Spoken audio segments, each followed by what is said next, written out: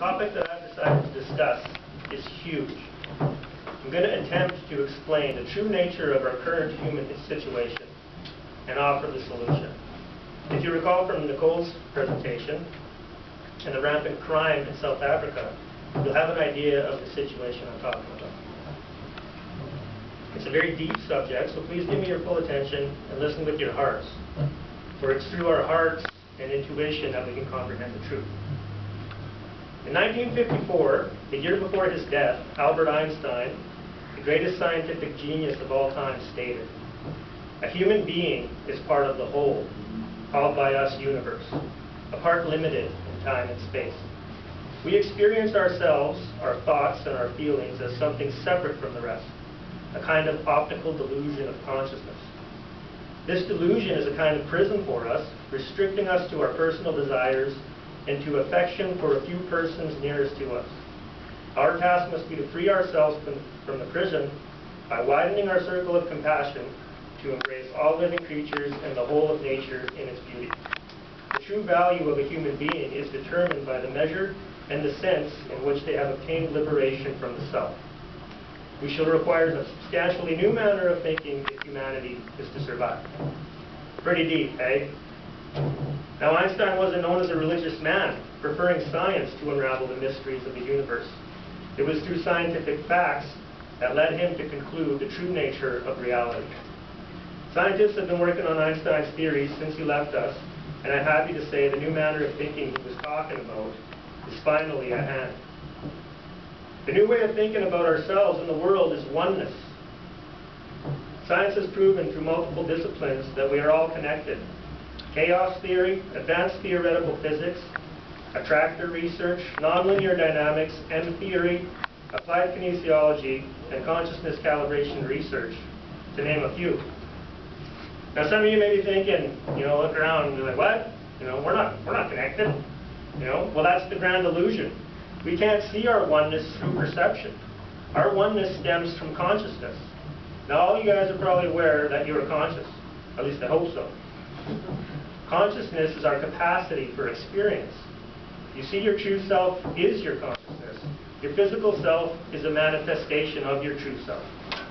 Now, it's widely accepted that physical matter doesn't really exist. You know the atom? The atom with the nucleus and the electrons spinning? If the atom were a golf ball and it was set in a baseball diamond, the electrons would be orbiting up in the stands. Now, that's a lot of empty space. The accepted value right now is that all matter is 99.99999% empty space. And even that value is being challenged because a particle only forms when we intend to observe it. When it's not under observation, it disappears. So what is matter? Matter is energy. Everything is energy, and this energy comes from the nonlinear realm of consciousness. Now, picture the universe as an infinite field of consciousness. Everything comes from this energy field. Our personal self is the optical delusion that Einstein was talking about. This is what we call ego mind. The major dilemma throughout human history has been our inability to discern truth from falsehood. Our minds are limited in that they are a product of our egos. Now, the greatest discovery of all is this: our physical bodies, which are manifestations of consciousness, know what is true, pro-life, and false, anti-life. And through applied kinesiology, which is essentially muscle testing, David R. Hawkins, who was the director of the Institute for Advanced Theoretical Research, created a map of consciousness complete with levels and values to be used as a roadmap to truth. All right, now put it up there.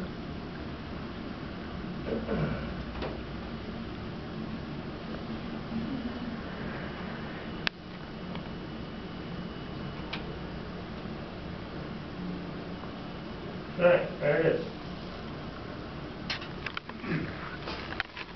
The critical point here is 200. Everything above 200 is true and everything below is false.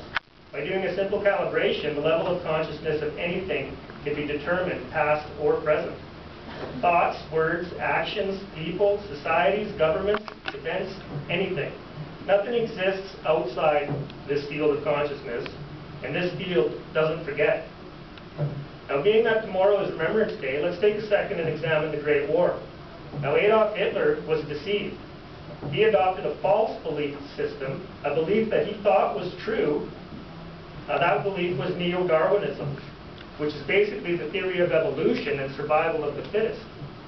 With that belief came the justification of eradicating the Jews and establishing a new world order in which only the strong survived. Not only was he deceived, but he deceived his followers. Early in his career, Hitler was at the level of 430, which is the level of reason. He dropped to the level of 40, which is the level of guilt and the level of the psychopath. In contrast, you remember Winston Churchill? You know, never give up. You know, the leader of Great Britain? He was at 510, which is the level of love. Winston Churchill was a great man, and he used his power and his truth to inspire his nation. Now keep in mind that this scale is a logarithmic scale. So anything above 200 or whatever, it ascends like exponentially. Like we're all energy created from this energy field, so the higher the level, the higher the energy. Currently 78% of the world's population is below the critical value of 200. And that's why we have the manifestations of crime and violence rampant throughout the world. But the level of mankind as a whole is at 207. This critical shift happened at the end of the Cold War when Russia surrendered. So for the first time in history, we're above the critical factor, which is very good news. One person at 300 counterbalances 90,000 people below the level of 200. Person at 400 calibrates or counterbalances 400,000 below 200. And one person at 700 counterbalances 70 million people below the level of 200. There's currently 12 people who calibrate at 700. Einstein was at 499, which is the highest level possible and the level of reason. Canada is at 415 currently. America is at 421. China is at 300, which is very good news. South Africa is at 190, which is, you know, surprising because of the rampant criminality there. But they must have some very good people there to raise the overall level to 190. Murderers are between 5 and 11. Drug traffickers are at 55.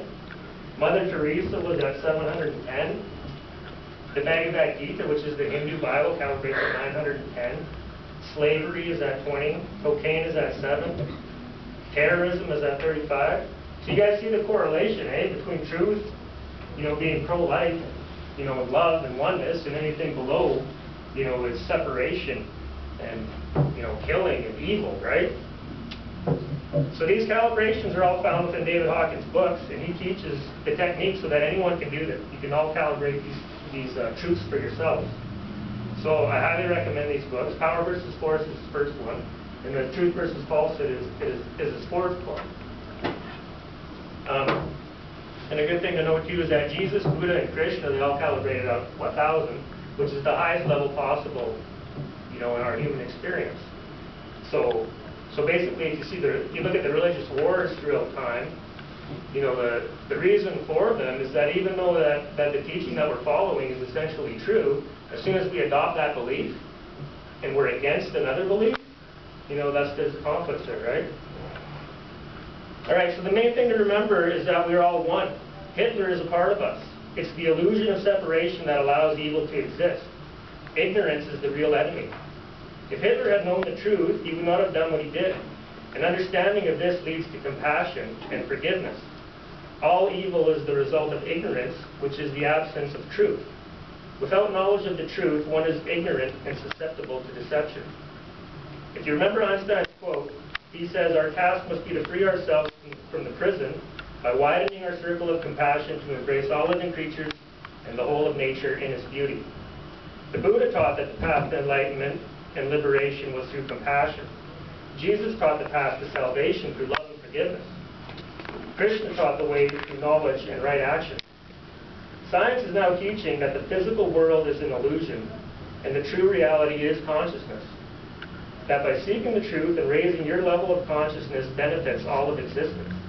The world of perception is a projection of our overall level of consciousness. To raise your level is what will change the world. How do you raise your level? Learn the truth. It will set you free.